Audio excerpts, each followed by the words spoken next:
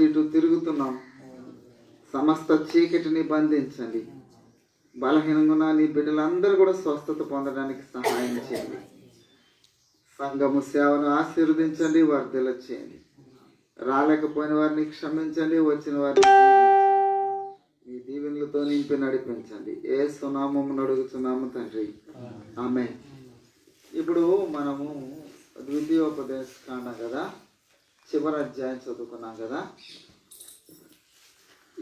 ఈ చివరి అధ్యాయంలో ద్వితీయోపదేశ కాండంలో మోషే ఆ పరమునకు చేర్చబడటమును గురించి వ్రాయబడిన విషయం. పరలోకానికి మోషే పిలువబడ్డాడు.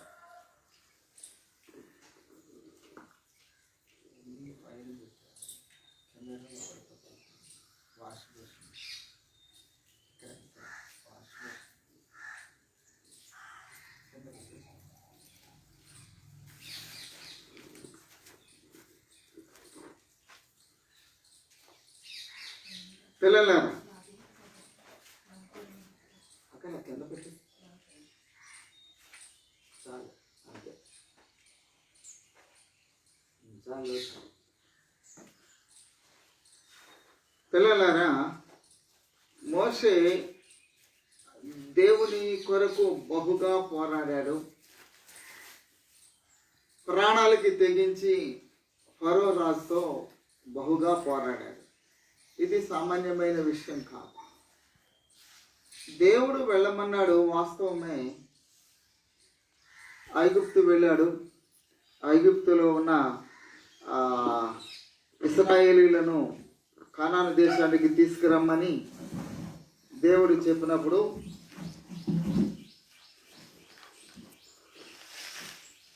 వెళ్ళాడు. మొట్టమొదట వెళ్ళనన్నాడు కదా, సరే వెళ్ళాడు. వెళ్ళిన తర్వాత అక్కడ సామాన్యమైన శోధనలు ఎదుర్కోలేదు. చాలా కఠినమైన సమస్యల్లో ఇరుక్కున్నాడు.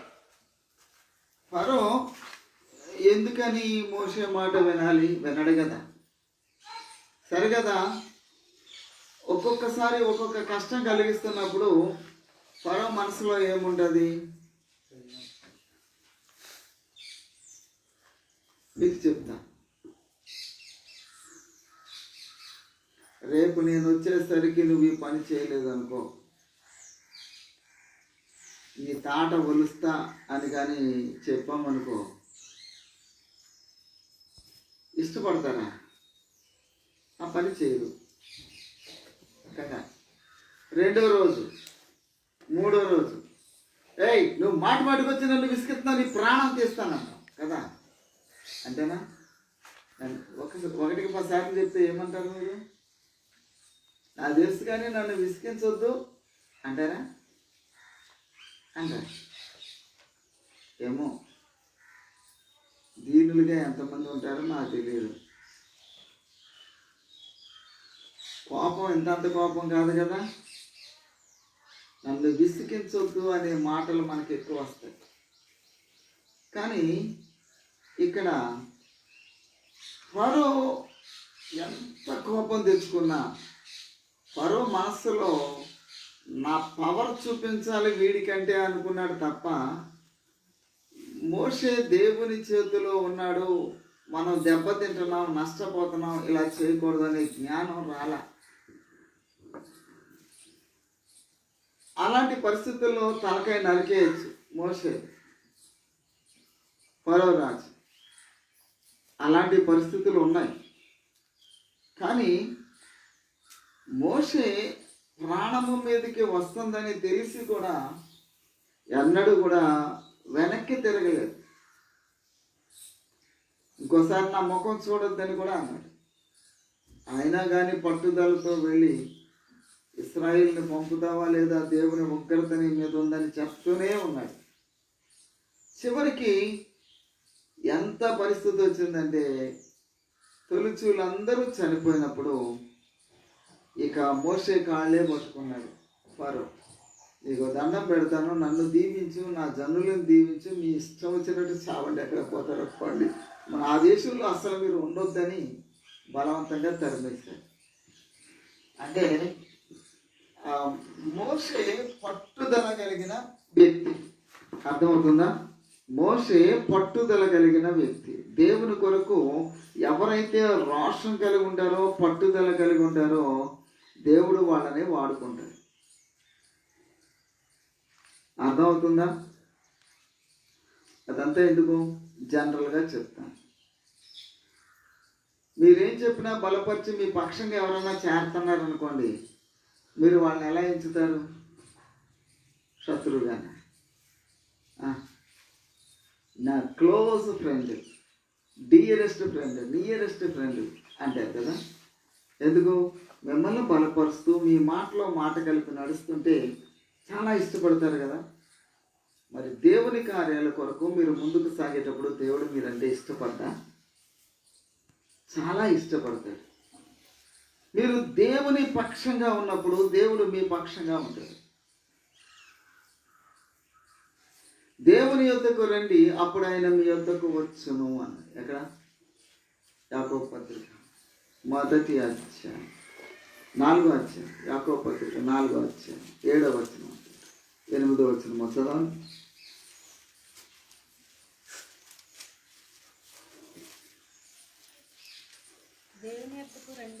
ఎన్నో వచనం అమ్మా? 4, 8వ వచనం. దేవుని యొద్దకు రండి, అప్పుడు ఆయన మీ యొద్దకు వచ్చును. చూసారా? మనము ఎంతగా దేవుని దగ్గరికి వెళ్తామో అంతగా దేవుని సన్నిధి మనకు తోడుంటుంది. మోషే అలా దేవునితో నడిచిన వ్యక్తి. దేవుని కొరకు గొప్ప కార్యాలు చేశాడు. ప్రాణానికి తెగించి ఫరో దగ్గరికి వెళ్ళాడు. దేవుని కార్యాలను కనపరిచాడు. దేవుడే యెహోవాయే దేవుడని రుజువు చేస్తాడు. ఐగుప్తు దేశంలో రుజువు చేసి బానిసత్వంలో నుండి ఇశ్రాయేలీలను విడిపించి కానానుకు ప్రయాణమయ్యాడు. ఇక్కడ వరకు బాగానే ఉంది. మోషే ఫరోతో నలిగిపోవడం పెద్ద సమస్య కాదు. ఆ తర్వాత ఎవరితో నలిగిపోయాడు?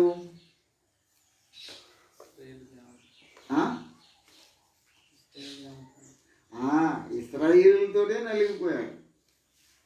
ఎందుకని? వాళ్ళు లోపడేవారు కాదు. రావటం బాగానే వచ్చారు ఐగుప్తులో నుంచి. నీళ్ళు లేవు, చేదైపోయినాయి. కీరకాయలు లేవు, బీరకాయలు లేవు, దోసకాయలు లేవు, ఆలుగడ్డలు లేవు, ఉల్లిపాయలు లేవు, మాంసం లేదు. ఐగుప్తులో చేపలు తిన్నాం, అవన్నీ గుర్తుకు వస్తున్నాయి. కొండల దగ్గర కూర్చుని వేసారు ఆయన. అరే బాబు, బానిసత్వంలో నుంచి బయటికి రమ్మని దేవుడు చెప్తున్నాడు అన్నప్పుడు బానిసత్వంలో నుంచి బయటికి రావడానికి ఇష్టపడ్డారు, వచ్చారు. బానిసత్వంలో నుండి బయటకు వచ్చిన తర్వాత భోజనం గుర్తొచ్చింది. బానిసలుగా ఉన్నా పర్వాలేదంట, కీరకాయలు, బీరకాయలు, దోసకాయలు తింటే సరిపోద్దంట కదా. కొంతమంది ఇలాగే ఉన్నారు, పాపంలో జీవిస్తూ హాయిగా అన్నీ దొరికితే తిని ప్రశాంతంగా ఉంటే చాలు అనుకుంటున్నారు. అది దేవుడు ఒప్పుకోడు. నీవు పరిశుద్ధంగా ఉండాలి, దేవుడి కొరకు బ్రతకాలి. సరే, నేను ఇప్పుడు మోషే పాఠంలో నుంచి కొన్ని అటు ఇటు మాట్లాడుతున్నాను కదా. నేను ముఖ్యంగా మీకు చెప్పేది ఏంటంటే, మోషే ఇశ్రాయేలీలతో బహుగా విసిగిపోయాడు. మాటి మాటికి విసిగించారు, ప్రయాణాల్లో విసిగించారు. నీళ్ళు లేవు, చంపడానికి తీసుకొచ్చావా? ఎన్ని రకాలైన మాటలు. ఎర్రసముద్రంలో చావమంటావా? ఇలాగా రకరకాల మాటలతో మోషేను ఇశ్రాయేలీలు బాధ పెట్టారు. తాను బాధలు అనుభవించి అనుభవించి అనుభవించి ఒకానొక సందర్భం వచ్చేసరికి ఆజ్ఞలు తెచ్చేటప్పుడు మోషే 40 దివారాత్రులు కొండ మీద ఉన్నప్పుడు జరిగిన విషయం ఏంటి అంటే, వీళ్ళు క్రింద విగ్రహారాధకులు అయిపోయారు.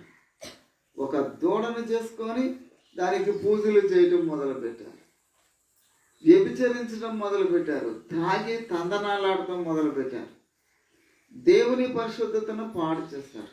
అయినా కానీ దేవుడు, నీ ప్రజలు నాశనం అయిపోయారు, త్వరగా వెళ్ళు అని దేవుడు మోషేని కొండ మీద నుంచి కిందకి పంపారు.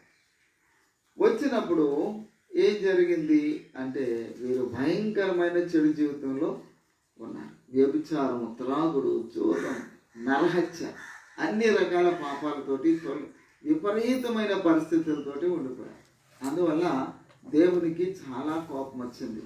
వెళ్ళు, నీ జనులు చెడిపోయారని మోషేని పంపించి, మరి మోషే కిందకొచ్చి చూసి ఏం చేశాడు? ఇశ్రాయేలీయులు చేసిన దుర్మార్గతకి శిక్ష విధించాడు. తర్వాత అన్నాడు దేవుడు, కూర్చోరా బాబు, కూర్చో. తర్వాత అన్నాడు దేవుడు,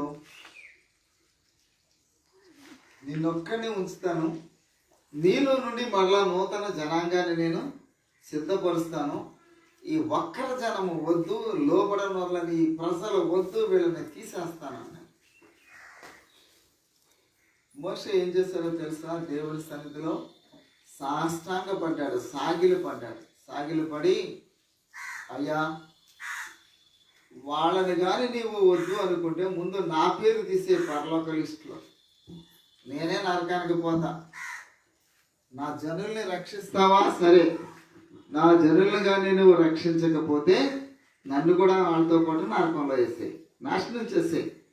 వాళ్ళు లోబడిన ప్రజలు వాస్తవమే, కానీ నీవు అత్యంత కృప కనికరము గల దేవుడు కదా, నువ్వు ప్రేమామయుడు కదా, క్షమించలేవా అని యేసయ్య కాళ్ళు పట్టుకొని యెహోవా దేవుని పాదాల ముందు సాగిలు పడ్డాడండి మోషే.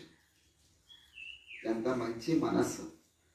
మనకైతే ప్రభువా, ఇలాంటి వాడు ఉండకూడదు, బాగానే చెప్పావు నాయన, ఆయన తీసేయి, నేనున్నానుగా, నా పేరు స్థిరపరిచి నన్ను మళ్ళీ గొప్ప జనంగా చెయ్యి.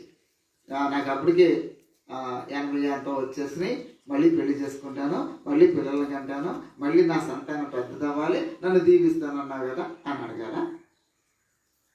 చూడండి, మోషే మనసే అది కాదు. ఎంత ప్రేమ! దేవుని గుణాన్ని ఉరుకుపుచ్చుకున్నట్టుగా ఉన్నాడు మోషే.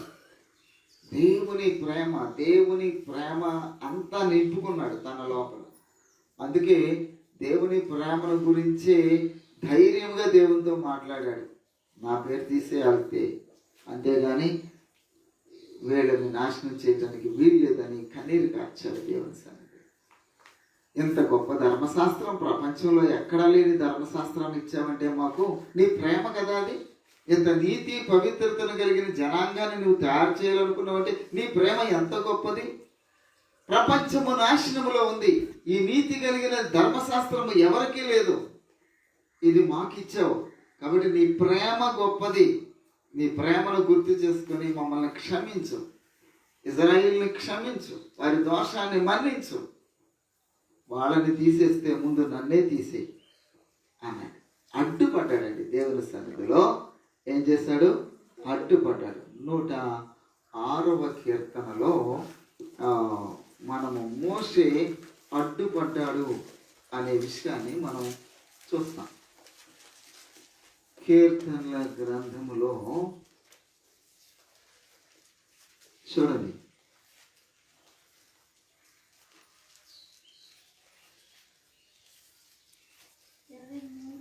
23 చదవండి. 106:23. అప్పుడు ఆయన, నేను వారిని నశింపచేసేదను, అయితే ఆయన వారిని నశింపచేయకుండానట్లు ఆయన కోపము చల్లార్చుటకై ఆయన ఏర్పరచుకున్న మోషే ఆయన సన్నిధిని నిలిచి అడ్డుపడెను. సరే, ఎంత గొప్ప మాట!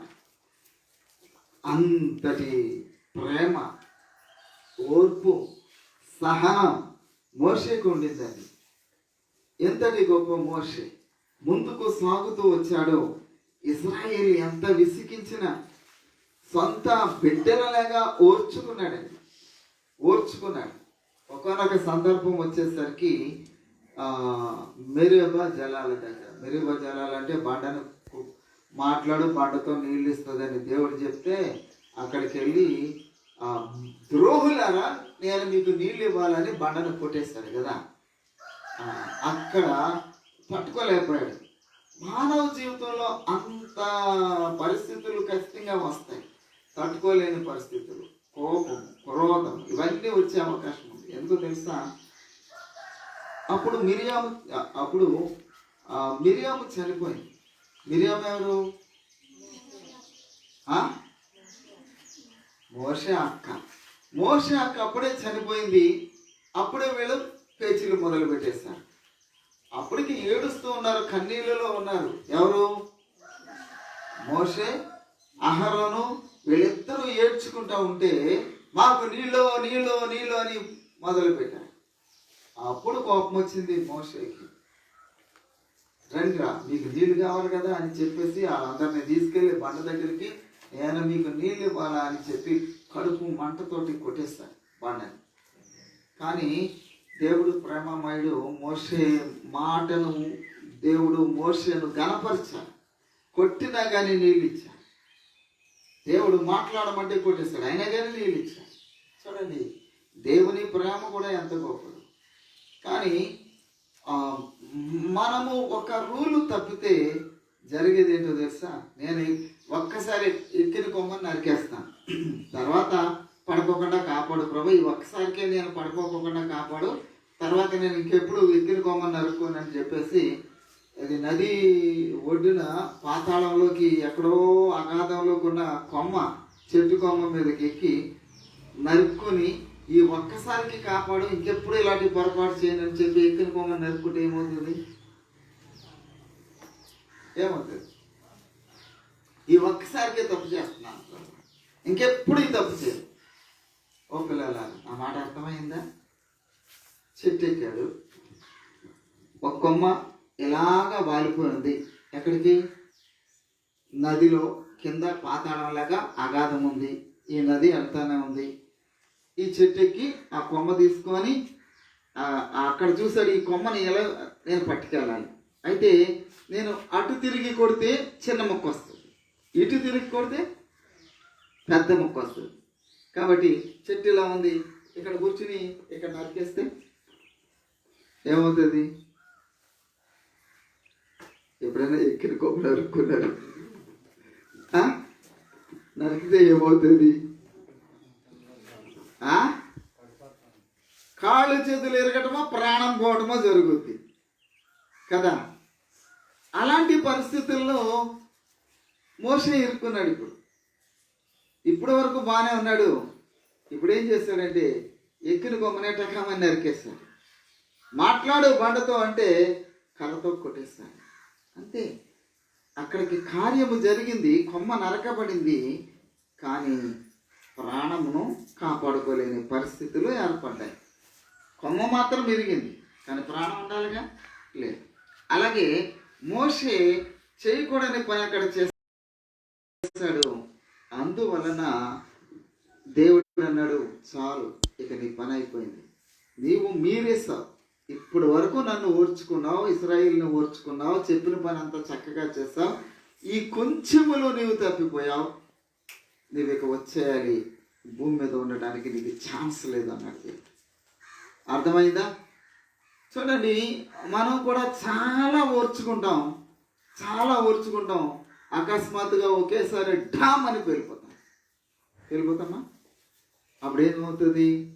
ఇంతవరకు సంపాదించిన విలువైన నీ జీవితానికి వచ్చిన మంచి పేరు బూడిదలో పోసిన పన్నీరు అయిపోతుంది.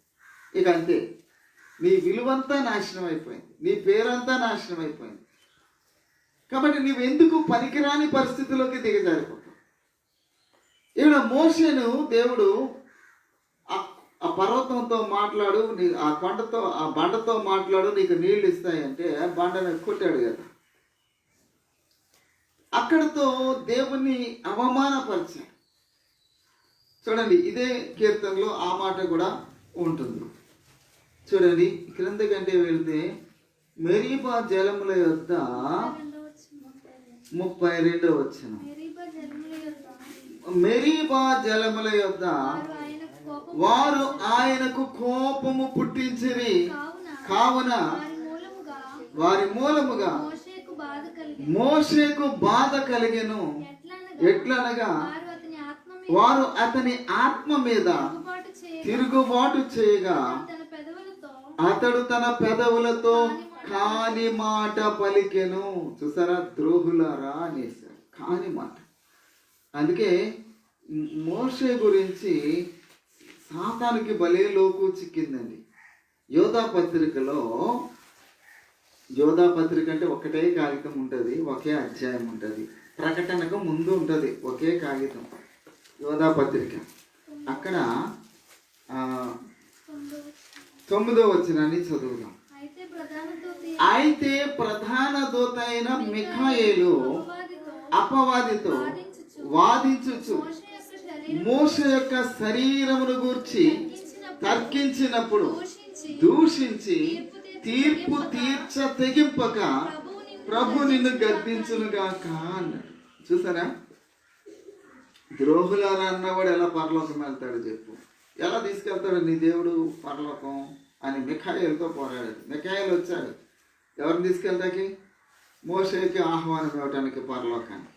వచ్చి మోషేను తీసుకుని వెళ్తుంటే అడ్డంగా వచ్చాడు ఎవరు? సాతాను. వచ్చి ఈ మోషే ద్రోహులారా అన్నాడు. మీ దేవుడి యొక్క కాన్సెప్ట్ ఏంటో తెలుసా?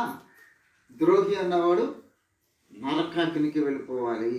మత్తయి సువార్త 5వ అధ్యాయం 22వ వచనం. మత్తయి సువార్త 5:22. ఇక్కడ ఏమని ఉన్నది? తన సహోదరుణ్ణి చూచి వ్యర్థుడా అని చెప్పువాడు మహాసభకు లోనగును, ద్రోహి అని చెప్పువాడు నరకాగ్నికి లోనగును. చూసారా, ద్రోహి అంటే నరకానికి వెళ్ళిపోతారని నీ ప్రభువే చెప్పారుగా, నీ దేవుడే చెప్పాడుగా. మరి ద్రోహి అని చెప్పిన మోషే ఎలాగ పరలోకం వెళ్తాడు? ఎలాగెళ్తాడు? ఇప్పుడు నా గుప్పుట్లోకి వచ్చాడు, నేను నా ఖాతాలో వేసుకుంటాను, నరకం ఖాతాలో అంటున్నాడు. ఎవరు అన్నాడా? ఇక్కడ అన్నాడా? ఇక్కడే ఆలోచించండి కాసేపు. మోషే గురించి సాతాను వచ్చి ఎంత మాట అంటే, మరి నీ గురించి నా గురించి ఏమంటాడంటాడు సైతాన్ వచ్చి? పర్వాలేదులే, వీళ్ళందరూ నీ ఖాతాలో వేసేసుకో, నేను వీళ్ళని పరలోకం తీసుకెళ్ళిపోయినా నాకేం అభ్యంతరం లేదు అంటాడా? ఏమంటాడు? పర్వాలేదు, పరలోకం తీసుకుపోమంటాడా? వాడి పేరే సహోదరుల మీద నేరము మోపువాడు. ప్రకటనలో 12వ అధ్యాయంలో 9వ వచనం చదవండి. ఇక్కడ ఏమని ఉన్నది? రాత్రింబవళ్ళు 9వ వచనమా 12వ వచనమా చూడండి. మన సహోదరుల మీద నేరము మోపువాడైన అపవాది పడద్రోయబడెను. 12:10 చదవండి చురుగ్గా. మరియు ఒక గొప్ప స్వరము పరలోకమందు ఇలాగూ చెప్పుట వింటిని, రాత్రింబవళ్ళు మన దేవుని ఎదుట సహోదరుల మీద నేరము మోపువాడైన అపవాది పడద్రోయబడెను. వాడి పనే నేరాలు మోపడం. మరి నీవు నేను వాడి నేరాలు మోపినప్పుడు తప్పించుకుంటామా? మోషే గురించి అంత నేరం మోపాడు కదా, మరి నీ గురించి ఏ నేరాలు లేవా? ఏంటి చేసింది? ద్రోహులారన్న ఒక్క మాటకే, ఇంకే పాపం చేశాడు ఏమీ లేదు కదా. ఒకే ఒక్క మాటను పట్టుకుని అలాడాడు సైతాన్ని. మరి నీ దృష్టి, నీవు చేసే పనులు, నీ విషయంలో ఏంటి? ఎన్ని మాటలు ఉన్నాయి? అంత ప్రవర్తన ఉంది, వంకర ప్రవర్తన. ప్రభా నన్ను పరలోకం తీసుకో అంటే నిన్ను ఆ పరలోకం తీసుకెళ్తాక మిఖాయిలు వస్తారో మరి ఎవరు వస్తారు నాకు తెలియదు, కానీ మోషే గురించి మిఖాయిలు దేవదూత వచ్చారు. మరి నీకోసం యేసయ్య దిగి వచ్చిన ఒకవేళ అంటే యేసయ్యకి ప్రేమ ఎక్కువ కదా, రా నా కుమారుడని నిన్ను, నా కుమార్తె రాని ఆహ్వానిస్తే పరలోకానికి వాడు వచ్చి, యేసయ్య ఏంటి కథ? చరిత్ర చూడలేదా? ఎలా బతికిందో, ఏమేం మాటలందో, ఎలా తీసి జీవించాడో చూడు. వీడికి పరలోకం నువ్వు ఎలా ఇస్తావో నాకు తెలియదు. అసలు ఈ సంగతి తీర్చాను అక్కడ నిలబెడతాడు నీ పనులను బట్టి. మరి యేసయ్యకి అంత సిగ్గు అవమానం తెచ్చేటట్టు ఉండాలా? రోషం కలిగి ప్రభు కొరకు బ్రతకాలా? ఎలా ఉండాలనుకుంటున్నారు మీరు?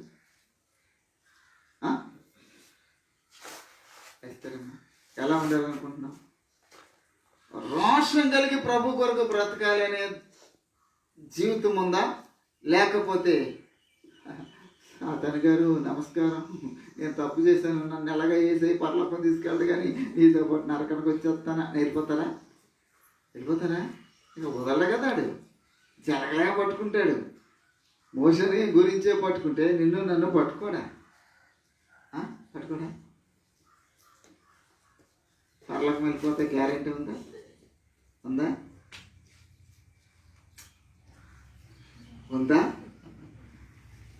తలకాయ లేదు, నోరు లేదా? వినండి పిల్లల, మనకు గొప్ప రక్షణ శృంగం ఉంది. మోషేకి లేదు. మోషే కాలంలో క్రీస్తు రక్తం లేదు. కానీ ఎప్పటికప్పుడు కడుక్కోవడానికి మనకేముంది? క్రీస్తు రక్తం ఉంది. మనకు ఆ యేసుక్రీస్తు అనే మధ్యవర్తి ఉన్నాడు. మన పాపము మనము ఒప్పుకుంటే, క్షమాపణ అడిగితే ఎప్పటికైనా కడుక్కోవడానికి మనకు అవకాశం ఉంది. ఆ రోజున వాళ్ళకి లేదు. మనం భాగ్యవంతులం తెలుసా? ఎంత గొప్ప భాగ్యవంతులమో తెలుసా? ఏమని ఉన్నది? యోహాను మొదటి పత్రిక 1వ అధ్యాయం. మన పాపములను మనము ఒప్పుకొని ఎడల ఆయన నమ్మదగిన వాడు, నీతిమంతుడు కనుక మన పాపములను క్షమించి సమస్త దుర్నీతి నుండి మనలను పరిశుద్ధులుగా చేస్తాడు. ఇది మనకున్న రక్షణ శృంగం. ఎప్పుడైతే కన్నీరు కారుస్తావో, ఎప్పుడైతే క్షమాపణ అడుగుతావో, అంటే అవి కొట్టివేయబడతాయి, కడిగి వేయబడతాయి. నువ్వు ఎంతటి పరిస్థితుల్లో ఉన్నప్పటికీ విడుదల, రక్షణ అనేది నీ సొంతం అవుతుంది. అర్థమవుతుందా? ఎంత గొప్ప మేలు ఉన్నది. ఇప్పుడు తిరిగితే నీకు ఎంతో మేలు. నువ్వు నీ జీవితాన్ని కావాలని నీ వెనక్కి నెట్టుకుంటే నీకెవరు సహాయం చేయలేరు. కాబట్టి నీకు దొరికిన రక్షణను గట్టిగా పట్టుకోవాలి. ప్రకటనలో కూడా చెప్తాడు ఏమని? నీకు కలిగిన దానిని గట్టిగా పట్టుకో, నీ దీపమును దాని స్థానము నుండి తీసేయబోతున్నాను. నువ్వు ఎలాగో మారు మనసు పొందావో అది గుర్తు చేసుకో, మొదటి క్రియలు చెయ్యి అంటాడు. చూడండి 3వ అధ్యాయం మొదటి నుంచేనా?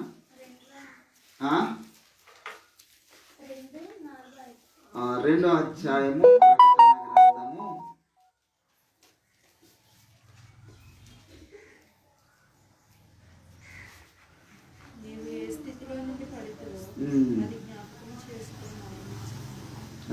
8వ వచనం ఇది 5వ వచనం. 2వ అధ్యాయము ప్రకటన గ్రంథము 5వ వచనం. నీవు ఏ స్థితిలో నుండి పడిపోయావో, పడిన స్థితిని జ్ఞాపకం చేసుకొని తిరిగి మారు మనసు పొంది మొదటి క్రియలు చెయ్యి. అట్లు నీవు చేసి నీవు మారు మనసు పొందితేనే సరే, లేని ఎడల నేను నీ యొద్దకు వచ్చి నీ దీపస్తంభమును దాని చోటు నుండి తీసివేస్తాను. ఇది పరిస్థితి. ఛాన్స్, బై ఛాన్స్ ఇక్కడ నీకు దొరుకుతుంది తిరిగి పశ్చాత్తాపడిదిద్దుకుంటానికి. కానీ ఆ రోజున ఆ ఛాన్స్ లేదు. మరి నీవెంత అదృష్టవంతుడివి, అదృష్టవంతురాలివి. నువ్వు తిరుగుతున్నావా? పర్వాలేదులే, మరలా ఛాన్స్ ఉంది, పర్వాలేదులే, మరలా ఛాన్స్ ఉన్నది అనుకుంటే ఏం జరుగుతుందో తెలుసా? ఛాన్స్ ఉంది, ఇప్పుడు కాదు రేపు అనుకున్నావు అనుకో, రేపు నీకు లేదనుకో. అప్పుడేం చేస్తావు? అయ్యో ప్రభా, రేపు మారు మనసు పొందుతాను అనుకున్నాను, ఇప్పుడే నన్ను పట్టుకొచ్చేసావా, నాకు తరుణం లేదు, నేనేం చేయను, ఈ సైతాన్ గడొచ్చి లాక్కెళ్ళిపోతున్నాడు, ఆయన నరకానికి రమ్మని నేనేం చేయనని నువ్వు ఏడిస్తే, నా కుమారుడా నీకు వాక్యం ఇవ్వబడింది, మారు మనసు పొందడానికి, పశ్చాత్తాపడటానికి, తప్పుదిద్దుకోవడానికి నీకు అవకాశము ఇవ్వబడింది. నువ్వు దాన్ని సద్వినియోగం చేసుకోకపోతే వెళ్ళు. నీకు ఎవరి కోసం సిద్ధపరచానిది? 25 మత్తయి సువార్త 25వ అధ్యాయం 41 నుండి చూడండి ఏమని ఉన్నది. అపవాదికి వాని దూతలకును నియమించిన నిత్యాగ్నిలోనికి పొండి. ఇది వాడి కోసమే, అపవాది కోసం ఈ నరకం. కానీ నీవు వాడితో స్నేహం చేస్తావు, నువ్వు పశ్చాత్తాపం పడలేదు, నీ జీవితం దిద్దుకోలేదు, కాబట్టి నువ్వెక్కడంటే అక్కడే. చూసారా?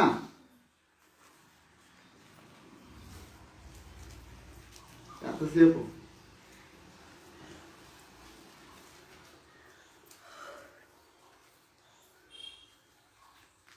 ఇరవై 25వ అధ్యాయము మత్తయి సువార్త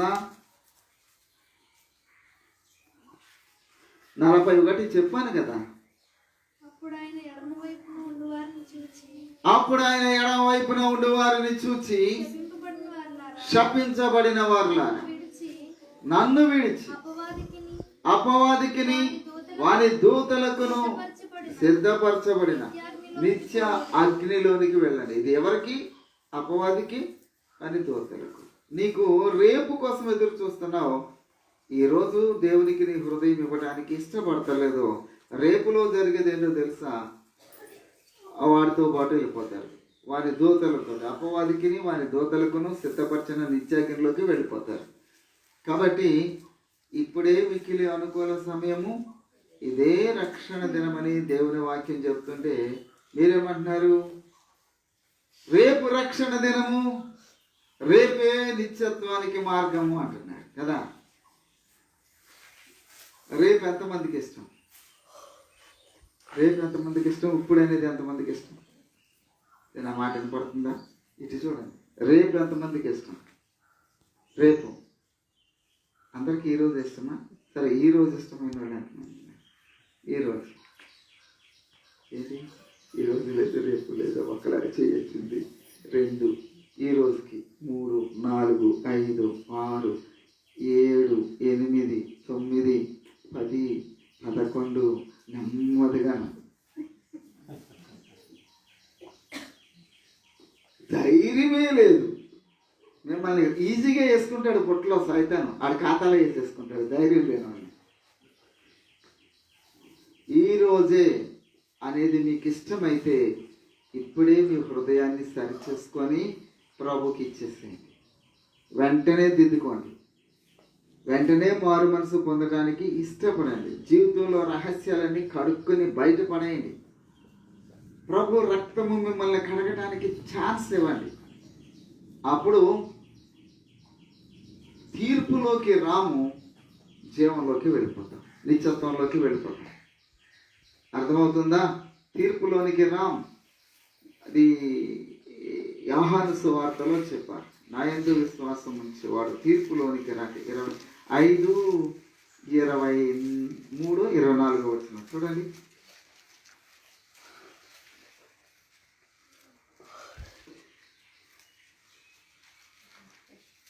దొరకట్లేదా మీకు?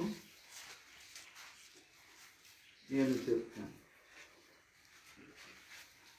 యోహాను సువార్త 5వ అధ్యాయము 24 వచ్చిన. నా మాట విని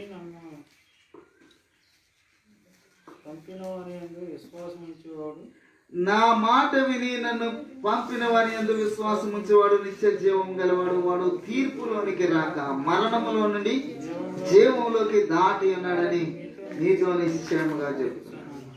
మరణంలో నుండి జీవంలోకి దేవుడు ఈజీగా దాటించేస్తున్నాడు. ఇది భలే ఛాన్స్. ఈ అవకాశం మళ్ళీ రాదు. వచ్చింది, ఇప్పుడు వాడుకోవాలి. వచ్చిన ఛాన్స్ని వాడుకోవాలి. ఏమండి, కొన్నిసార్లు ఆఫర్లు పెడతారు కదా. ఏంటి నీకేమిష్టం? ఏమిష్టం? హలో స్మార్ట్ ఫోన్ గారు, ఎక్కడున్నారు అంటే, నేను 1,00,000 ఉన్నాను, ప్లీజ్ 80,000కి వచ్చేది లేదా అంటే, సరే కొంచెం ఆగు అంటాడు. హలో ఎక్కడున్నాడు? 80,000లో ఉన్నాను. అలాగా 30,000కి రాగలవా?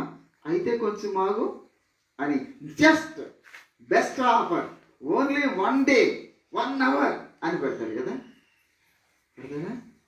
అప్పుడు దూకారనుకో, ₹1,00,000 ఫోన్ మీ చేతిలోకి ఎంతకు వస్తుంది? 30,000కే వచ్చేస్తుంది కదా. ఆహా, ఎంత గొప్ప ఛాన్స్ అనుకుంటారు కదా. అనుకుంటారా?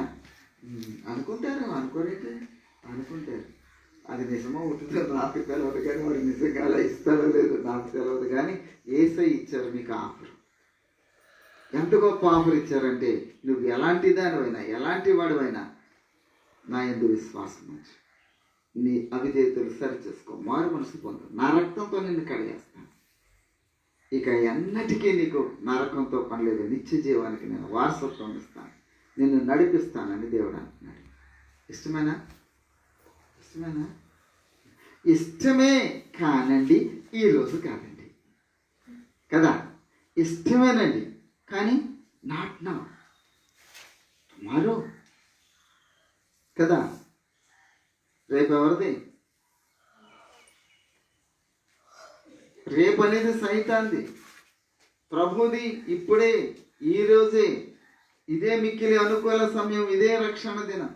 ఏమండి, కొరింథీయులకు రాసిన 2వ పత్రిక 6వ అధ్యాయం 2వ వచనంలో చాలా స్పష్టంగా చెప్పాను. ఇప్పుడే, ఇదిగో ఇదే మిక్కిలి అనుకూల సమయం అన్నారు.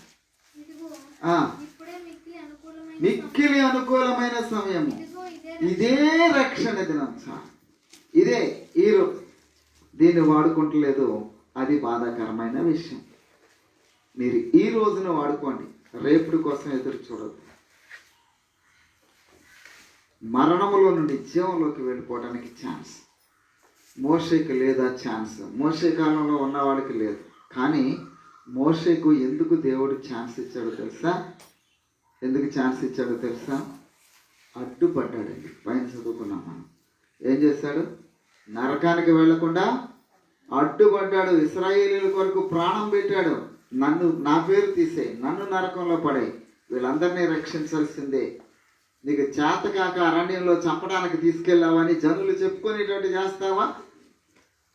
నో, వీళ్ళని నీవు దీవించాల్సిందే, క్షమించవలసిందే అని చెప్పి దేవుని దగ్గర బోర్లుగా పడి, సాష్టాంగం పడి దేవుణ్ణి బ్రతిమలాడుకున్నాడండి. ఏమండి, మనం ఎప్పుడైనా అలాగా సాగిలు పడ్డామో? ఎవరి కోసం అన్నాను? క్షమించు ప్రభా, క్షమించు ప్రభా, క్షమించు ప్రభా, రక్షించు ప్రభా అని అడిగామా? అలా చేస్తాడా? అది కాలేరుగా. అలా చేస్తాడా? అది చెయ్యరుగా. అది తన్నడు తాగేసి అది కాలు అడిగిపోయింది. మనం కోరుకునేది, అయ్యో దేవా తెలియదు ప్రభా, క్షమించు ప్రభా, క్షమించు ప్రభా అని గుండెలు బాదుకుంటూ నీ లోపల ప్రార్థన వస్తే శత్రువులు మిత్రులు అయిపోతారు, వాళ్ళు రక్షించబడతారు. ఆ ప్రార్థన కాక తిక్క కుదిరిందా? నీ తిక్క కుదురుతాడు దేవుడు ఒకరు. అర్థమైందా? తిక్క ఎవరి తిక్క కుదరాలి? ఎవరి తిక్క కుదరాలి? నువ్వు అంతకంటే మంచిదానివా, మంచివాడువా? నీ తిక్క తీస్తాడు దేవుడు. అప్పుడు నువ్వు బాబోయ్ అమ్మో ఈ ప్రభా క్షమించానంటే ఈ కథ మళ్ళీ దేవుడే చెప్పాడు. అది యోనా చరిత్రలో కదా. నశించే వాళ్ళ కొరకు దేవుడు వెళ్ళి ప్రవచనం ఎత్తి చెప్పబోయా 40 రోజుల్లో నినివే పట్టణం నాశనం అయిపోద్ది అని చెప్తే వెళ్ళి బాగానే ఓ రోజంతా చెప్పాడు. తర్వాత ఈయన గారికి పని లేకుండా రాజే చాటింపు వేయించాడు. ఒక్కరోజు చెప్పాడు అంతే. ఈయన గారు అందరూ గోను పట్టు కట్టుకున్నారు, గాడిదలు కట్టారు, గొర్రెలకు కట్టారు, ఎద్దులకు కట్టారు. వాళ్ళకి ఏం కలిగింది? అన్నిటికీ గోను పట్టు కట్టేశారు. అట్లకి భోజనం లేదు, నీళ్ళు లేవు, మనుషులు భోజనం చేయలేదు, నీళ్లు తాగలేదు. మొత్తం అందరూ కూడా గోరుమని ఎలుగెత్తి, ఓ యెహోవా దేవా, ఓ నిజరక్షకుడా, ఇశ్రాయేలు దేవుడా, మేము మా దేవతలను ఆరాధించి పాపం చేశాము, మా దేవతలు మాకు చెడు కార్యాలు నేర్పించి నీ వ్యభిచారం దుర్మార్గ పనులు మేము వెళ్ళాం, మమ్మల్ని క్షమించని నినివే పట్టణస్థులు ఎలుగెత్తి ఏడ్చి ఏడ్చి ఏడ్చి ప్రార్థన చేస్తే వచ్చే కీడుని ఆపేశాడు దేవుడు. ఇప్పుడు ఎవరికి వచ్చింది తిక్క? యోనాకు వచ్చింది. నాకు తెలుసు నువ్వు ఇలాంటి ఓడిపోయి, నాకు తెలుసు కదా నీ కథ, అందుకే వెళ్ళనన్నాను, అందుకే దర్శించి వెళ్ళిపోతుంటే నన్ను అడ్డంగా చేప గడుపులేసి మళ్ళీ ఇక్కడ తీసుకొచ్చావు. నువ్వు చెప్పమన్నా వాడు చెప్పాను కదా, నువ్వు ఎందుకు శిక్షించలేదు? మరి నిన్ను కూడా చేప కడుపులో శిక్షిస్తుంటే ఇప్పుడు ఉంటావా నువ్వు? లేదు, సముద్రంలో పడితే నువ్వు ఏమవుతావు? ఎప్పుడో తెచ్చి ఎక్కడో పోదు. నిన్ను క్షమించాను కదా, నిన్ను ఓర్చుకున్నాను కదా, నువ్వు అలాగా నిన్నే పట్టణస్తుల్లో ఓర్చుకోలేవా? ఇది మన బుద్ధి. మన బుద్ధి ఏంటి? ఇతరులకి కీడు రావాలని ఎదురు చూసే బుద్ధి. అలా ఉండదు. మోషే ఎంతో తన ప్రజల రక్షణ కొరకు, ఇశ్రాయేల్ అందరినీ బయటికి తేవడం కొరకు గుండెలు బాదుకుని అలసిపోయేటట్టు ఏడ్చాడు దేవుని దగ్గర. ఒక మాటలాగా కనపడుతుంది. దేవుని సన్నిధిలో అడ్డుపడ్డాడంట, సాగిలు పడ్డాడంట. కోపం వచ్చి దేవుని ఉగ్రత వచ్చేస్తే ఇలాగెళ్ళి పడుకున్నాడు, నా మీద నుంచి వెళ్ళు, నన్ను చంపేసే కాళ్ళని చంపని ఇలా అడ్డంగా వెళ్ళాడు మోషే. అడ్డుకున్నాడు దేవుణ్ణి. ఇశ్రాయేల్ అందరినీ కాపాడాడు దేవుని ఉగ్రత నుంచి. అంత గొప్ప ప్రేమామయుడు మోషే. అందువలన దేవుడు ప్రేమించి, దీవించి, క్షమించి నిత్యత్వానికి తీసుకెళ్ళడానికి మిఖాయేలుని పంపించాడు. ఆ మిఖాయేలు వచ్చి మోషే శవాన్ని తీసుకుని వెళ్తుంటే అడ్డంగా వచ్చాడు ఈ దరిద్రుడు. ద్రోహులారా అంటే ఎలా పరలోకం వెళ్తాడో చెప్పు అని నిలదీశాడు. అవును, మన మీద నేరాలు మోపేవాడైన అపవాది. మనము క్రీస్తు రక్తంలో కడగబడిన దీనులుగా బ్రతుకుతుంటే వాడు ఎన్ని నేరాలు మోపినా అన్నిటినీ కడిగేసిన దేవుడు అది ఒకప్పుడు. ఇప్పుడు క్రీస్తు రక్తంలో కడగబడిన పరిశుద్ధుడు, పరిశుద్ధురాలు ఈమె ప్రభుకి హృదయం ఇచ్చింది, ఆయన రక్తం కడిగేసింది, రుణం తీరిపోయింది. ఎవరు స్కాతలు బాగుంటాడు మీకు అర్థమైందా?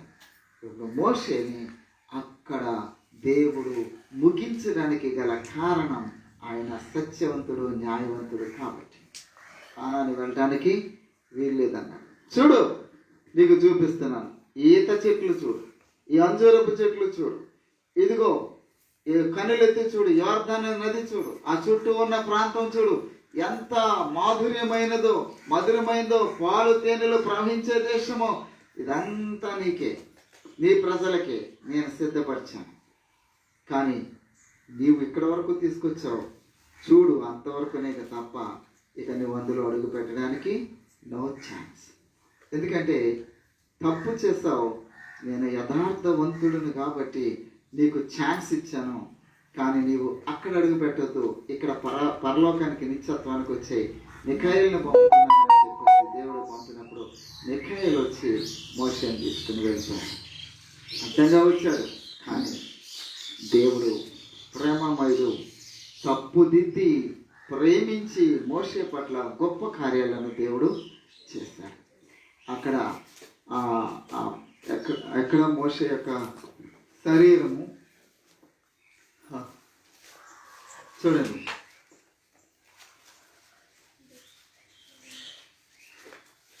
ద్వితీయోపదేశకాండం చివరి చూడండి. ఇక్కడ మోషే ఏ పర్వతం మీద ఎక్కి చనిపోయాడు? 6వ వచనము.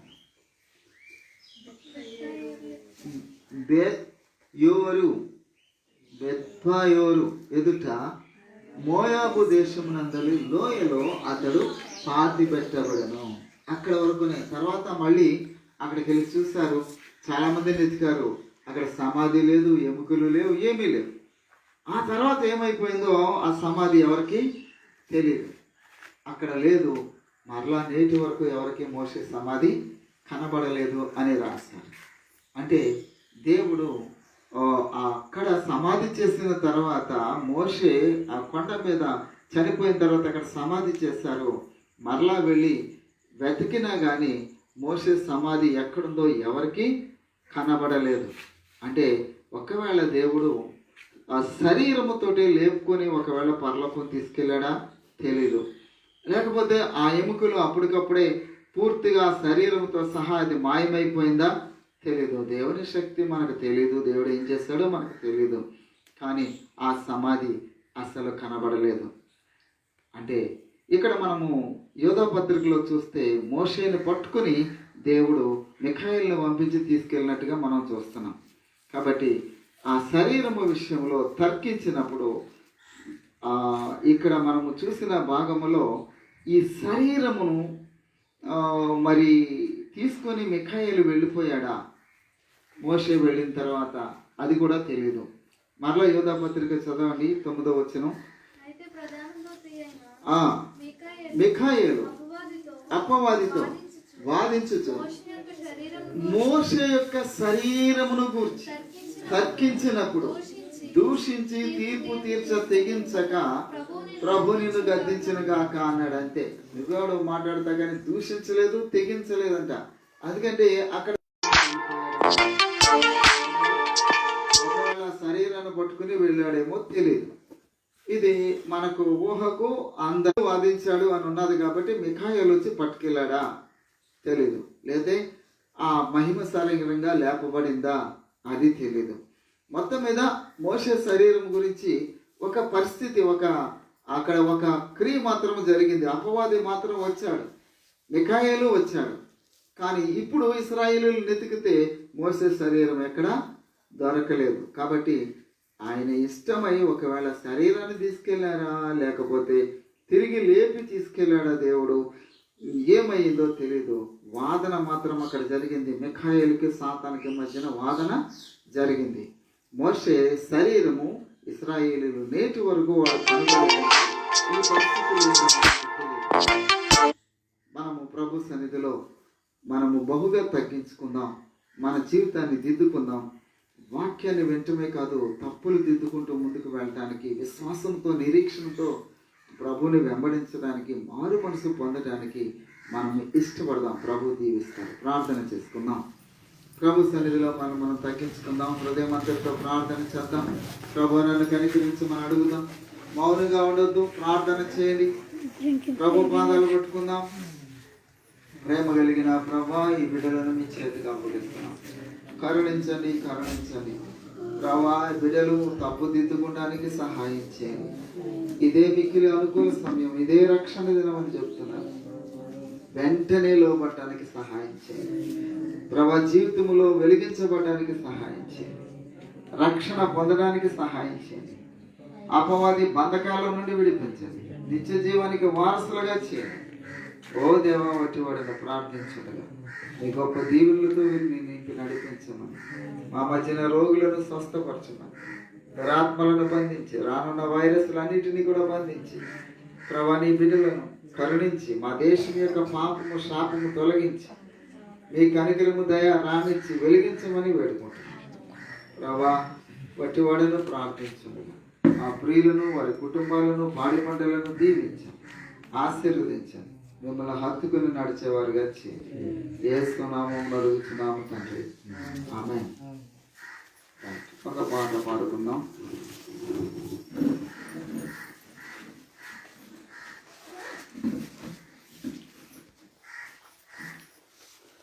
నిలబడి పాడుకుందాం.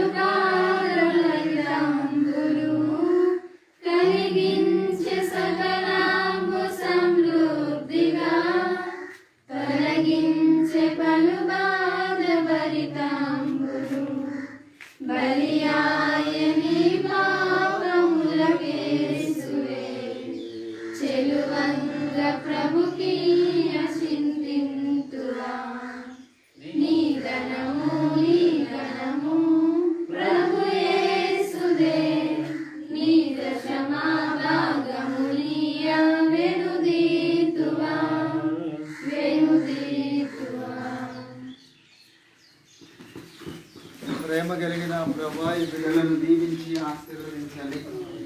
ఈ సేవ కొరకు తెచ్చిన కొద్ది కానుకను ముట్టి పరిశుద్ధపరచండి. కానుక కంటే శ్రేష్టమైన హృదయాలను అర్పించేవారుగా చేయండి. ఆ ప్రియుల యొక్క పాడిని, పంటను, ఫలవృక్షాలను, గొర్రె మేకల మందలను, దుక్కుతెత్తులను దీవించండి. విద్య, ఉద్యోగ, వ్యాపారాల్లో అభివృద్ధి దయచేయండి. రుణాల్లో నుండి, రోగాల్లో నుండి విడిపించండి. పాపము, శాపము నుండి తప్పించండి. నిత్య జీవానికి వారసులుగా చేయండి. అభివృద్ధి పొందేటట్టుగా కృప చూపించమని యేసునామమున అడుగుచున్నాము. ఆమేన్. మన తండ్రి అయిన దేవుని ప్రేమ, ప్రభువైన యేసుక్రీస్తు కృప, పరిశుద్ధాత్మ దేవుని కాపుదల సదా మనందరికీ తోడై నడిపించునుగాక. ఆమేన్.